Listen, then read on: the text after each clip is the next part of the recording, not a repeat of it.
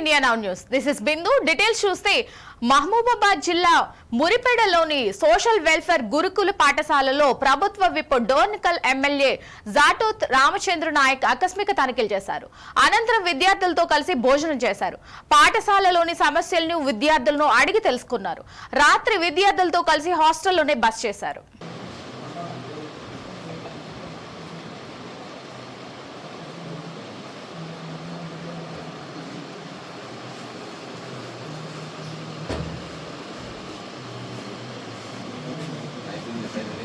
ఈరోజు Allagadda social welfare residential schools మరి ఇక్కడ మేము సందర్శించడం జరిగింది. విద్యార్థులతో పాటు భోజనం, అదేవిధంగా నిద్ర వారితో పాటు చేసి రేపు వ్యాయామం, వారితో పాటు ప్రేయర్ ప్రార్థన సమయం వరకు వారితో కేటాయించాలని చెప్పేసి నేను భావించి ఈరోజు ఈ పాఠశాలను సందర్శించడం జరిగింది. తెలంగాణ రాష్ట్రంలో మంచి విద్య, ఉపాధి, ఉద్యోగాల వైపు యువత నడిపించే విధంగా గత 10 సంవత్సరాల్లో ప్రభుత్వం నిర్లక్ష్యం వల్లనే సమస్యలన్నీ పేరుకుపోయి ఈరోజు స్కూళ్ళల్లో విద్యార్థులు అవస్థలు పడుతున్న పరిస్థితి ఉంది. మరి అకామిడేషన్ సరిపోయే పరిస్థితి లేదు. అదేవిధంగా 2016లో పర్ క్యాపిటా 34 రూపాయలు ఉంటే 2024 వరకు కూడా సేమ్ అదే విద్యార్థులకు పర్ క్యాపిటా 34 రూపాయలే. అంటే రోజుకు ఒక విద్యార్థికి భోజనానికి అయ్యే ఖర్చు 34 రూపాయలు మాత్రం. గత 10 సంవత్సరాల నుంచి అదే ఉండడం మరి విద్యార్థులు కూడా మరి తప్పకుండా ఈ ప్రభుత్వంలో రేవంత్ రెడ్డి గారి ఆశీస్సులతో నాణ్యమైన భోజనం, నాణ్యమైన విద్య, నాణ్యమైన మరి ఉపాధి, ఉద్యోగ అవకాశాల వైపు విద్యార్థులు నడిపించే కార్యక్రమం తప్పకుండా ఉంటుంది. శ్రీకాకుళం జిల్లాకి చెందిన కాగితాల వెంకటరెడ్డి అనే వ్యక్తి గొప్ప మనసు చాటుకున్నాడు. పట్నానిపేట గ్రామానికి చెందిన తల్లి రామలక్ష్మి అంగవైకల్యంతో బాధపడుతోంది. Bank of America vice president గా పనిచేస్తున్న కాగితాల వెంకటరెడ్డి ఆమెకు అండగా నిలిచి కిరాణా షాప్ తో పాటు కావలసిన సామాన్లు అందజేసి భరోసా కల్పించాడు. ఈ మేరకు స్థానిక ప్రజలు కాగితాల వెంకటరెడ్డిని పూలమాలలతో స్వాగతించారు.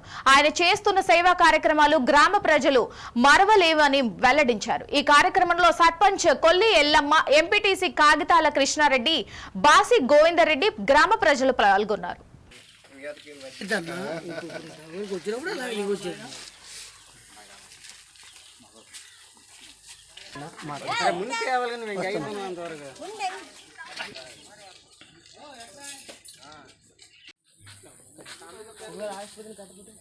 ఈరోజు మా ఊరు వెంకటరెడ్డి గారు విదేశాలు వెళ్ళి నాకు ఉపయోగం కల్పించారు. 1,20,000 వికలాంగులు అయినందుకు ఒక కిరాణీ షాపు పెట్టించారు.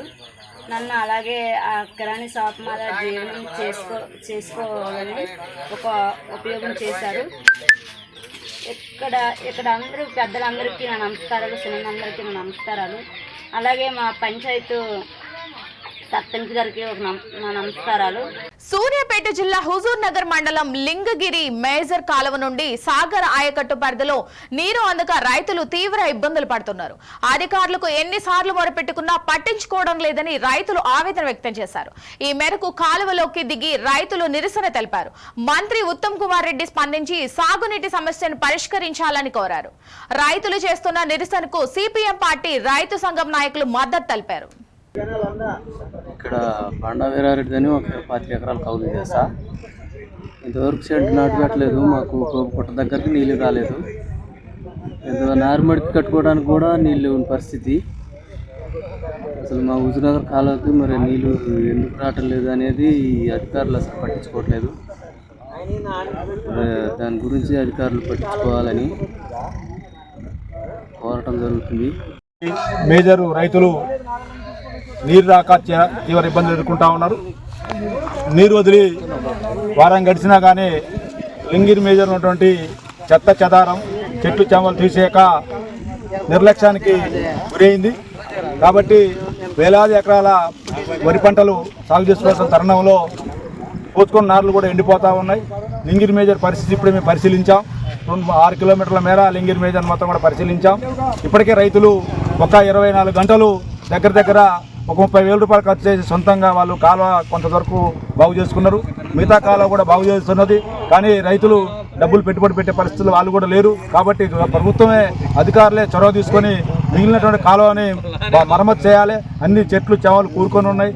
గతంలో ఉదునారులో ఇల్లు కోలుకున్న సందర్భంలో కాలువల బడి కాలం మొత్తం పూడిన్నది. అదేవిధంగా తాటి చెట్లు అవన్నీ పూడికతో కూడుకొని ఉన్నది. తక్షణమే ఎన్ఎస్పి అధికారులు చొరవ తీసుకొని ఈ కాలువని మరమ్మతు చేయాలి. వీటితో పాటు ఇక్కడ భారీ నీటిపారుదల శాఖ మంత్రి కూడా మేము వెనకబడే ఉన్నాం. మేము నాట్లు పోసుకొని 2 నెలలు అయింది. ఈ 2 నెలలకు నాటు పెట్టుకుందనేసరికి ఇక మాకు 2 నెలలకి పంట మళ్ళీ అయిపోద్ది. ఆ పంట కూడా సరిగ్గా దిగుబడి వచ్చే పరిస్థితి లేదు మాకు. ఇంతవరకు లింగిరి మీద నీళ్ళని పేరే కానీ మేదర్లో ఒక్క నీళ్ళు మాకు. మా మీద దయించి మంత్రి గారు మీరు వెంబడే దక్షిణమే దాన్ని తీసుకొని పెరవలో తీసుకొని అధికారులు మొత్తాన్ని ఎలక్ట్రిక్ చేసి కాలా తిప్పించే మార్గం చేసా. ఇల్లు మొత్తం గోల కొట్టి రోడ్డు అమ్మటి అలా పోసి కాలా గాలిగా అయిపోయిందండి. ఇప్పుడు చూసుకుంటూ వచ్చినాం మొత్తం మేము అందరం. 6 రోజుల మంచి బండి పెట్టి తీసుకున్నాం. 30-40 రైతులను తీసుకున్నాం. అయినా కానీ ఆ చిన్న బండి వాళ్ళకి ఆటలేదు. మీరు మా మీద దాన్ని చెంబడి తీసుకోవాలి సార్. అధికారులు ఏ కానీ డి కానీ వాళ్ళందరూ కూడా బాధ్యతను పనిచేయాలి, చిత్తశుద్ధిని పనిచేయాలి. అధికారులు మేము కోరుకుంటున్నాం. రసగాలు దీన్ని అన్న పనటం కాదు, లేదా గాలబండి కొంచెం చేయటం కాదు. రాక మాకు నీళ్ళు వచ్చినాయి. మొన్నటిదానికి నీళ్ళు లేని పరిస్థితి ఇదేనా మేము. తుమ్మల నాగేశ్వరం నీరు ఖమ్మం తీసుకపోతే కనీసం మా మంత్రి గారు నీళ్ళు కూడా మాకు ఒకసారి ఇప్పలేదు మాకు. మరి మాకు కనీసం మా మంత్రి గారు తుమ్మల నాగేశ్వరం రానండి అంటే మంత్రి గారు పోలేదంట. అది కూడా మాకు తెలిసింది విషయం.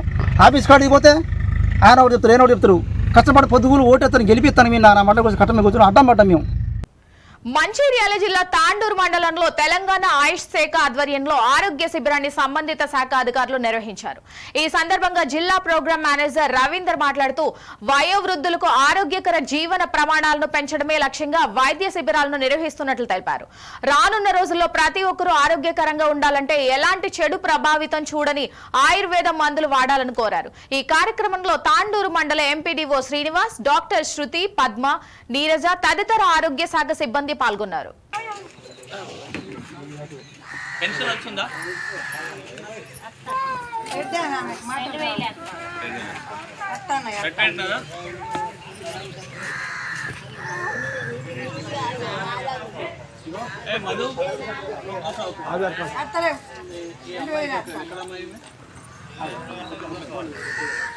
మధు ఎక్కడ ఈ అమ్మాయి ఎక్కడ సదరన్ క్యాంపు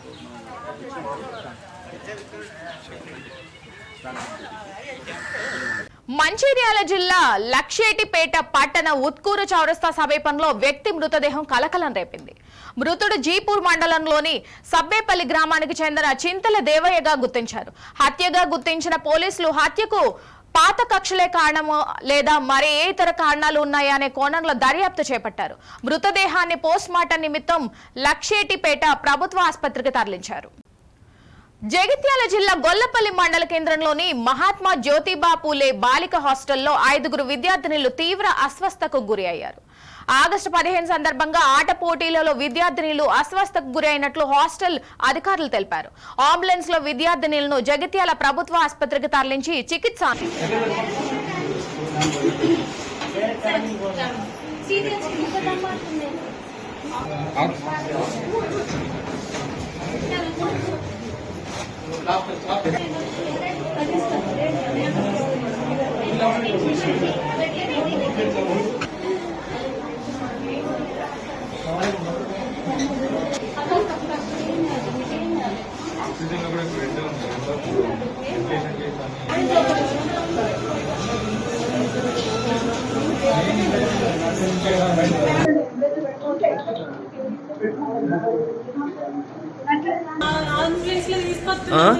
వాళ్ళ మమ్మీకి ఫోన్ చేసిరు, కళ్ళ తిరిగి పడిపోయింది, అంబులెన్స్ తీసుకెళ్తున్నాం అని అన్నారు సార్. నేను ఇప్పుడు ఇటు వచ్చిన వాళ్ళ మమ్మీ వాళ్ళు వస్తున్నారు. మా కోడలు ఆమె కళ్ళ తిరిగి పడిపోయింది, తొందరగా రండి అని అన్నారు. అంటే ఏ స్కూల్లో ఉంది ఏంటిది? కొల్లపల్లి హాస్టల్లో, గురుకుల హాస్టల్లో 15th ఆగస్ట్ కోసం గేమ్స్ ఆడిపిస్తున్నాం. నిన్న కబడ్డీ రన్నింగ్ పెట్టినాం సార్. ఇవల్ల ఖోఖో ఆడారు. కొంచెం 3 గంటల తర్వాతనే స్టార్ట్ చేసినాం సార్. ఖోఖోనే ఎక్కువసేపు రన్నింగ్ చేసేసరికి ఇట్లా అయింది సార్. అలా ఒక 10 నిమిషాల ముందు 5 అమ్మాయిల్ని మహాత్మా జ్యోతిబా పూలే స్కూల్ సంబంధించిన అమ్మాయిల్ని ఇక్కడ ఆయాసం వస్తుందని 108లో అక్కడ పనిచేసే స్టాఫ్ నర్స్ సుమా అని ఆమె సుమలత అనుకుంటా ఆమె పట్టుకురావడం జరిగింది. ఇక్కడికి వచ్చిన తర్వాత కన్సల్ట్ ఇక్కడ స్టాఫ్ అందరూ రెస్పాండ్ అయ్యారు. మేము కూడా చూస్తూ ఉన్నాం, మెడికల్ ఆఫీసర్ కూడా వచ్చారు. ఇప్పుడు మేము చూసిన దాన్ని బట్టి మాత్రం ఏంటంటే హార్ట్ మాత్రం నార్మల్ రేంజ్లో ఉంది. హార్ట్ పంపింగ్ కానీ హార్ట్ యాక్టివిటీ కానీ నార్మల్ రేంజ్లో ఉంది. కొంచెం హార్ట్ రేట్ ఎక్కువ ఉంది, కొంచెం స్లైట్గా. అదేం పెద్ద వరి అయ్యే అవకాశంలాగా ఏం అనిపించట్లేదు. లంగ్స్ మాత్రం క్లియర్ ఉన్నాయి. సో మేబీ ఒకటి మేము అనుకునే రీజన్స్ ఏంటంటే ఇన్వెస్టిగేషన్ పంపిస్తా ఉన్నాము. బేసికల్ ఒక రీజన్స్ ఏంటంటే ఎగ్జర్షన్ వల్ల, అంటే బాగా ఆడడం వల్ల, తీవ్రంగా శ్రమించడం వల్ల ఇట్లాంటి సిమ్టమ్స్ వచ్చే అవకాశం ఉంటుంది. ఒక్కొక్కసారి ఏంటంటే వాళ్ళు ఒకరిని చూసి ఒకరు భయపడి కూడా వచ్చే అవకాశం ఉంది. ఫర్దర్ ఇన్వెస్టిగేషన్ మనకు తెలుస్తుంది. ఆ బ్లడ్ రిపోర్ట్స్ పంపిస్తా ఉన్నాము. ఇంకా ఫుడ్ సంబంధించిన ఫుడ్ పాయిజనింగ్ అట్లా ఏమైనా సస్పిషన్ కొంతమందికి ఉండొచ్చు, కానీ ఆ లక్షణాలు అయితే ఏం లేవు. ఫుడ్ పాయిజనింగ్ అయితే జనరల్గా ఏంటంటే క్లస్టర్ లాగా రావచ్చు ఇట్లనే, కానీ ఏంటంటే అలా వామిటింగ్స్ కానీ, ఫీవర్ కానీ, డయేరియా కానీ వస్తుంది, సివియర్ పెయిన్ అప్డమన్ వస్తుంది. అట్లా లక్షణాలు ఏం లేవు వాళ్ళకి. ఇవి బులెటిన్ లోని అప్డేట్స్. మరిన్ని అప్డేట్స్ కోసం చూస్తూనే ఉండండి India now, reflection of truth.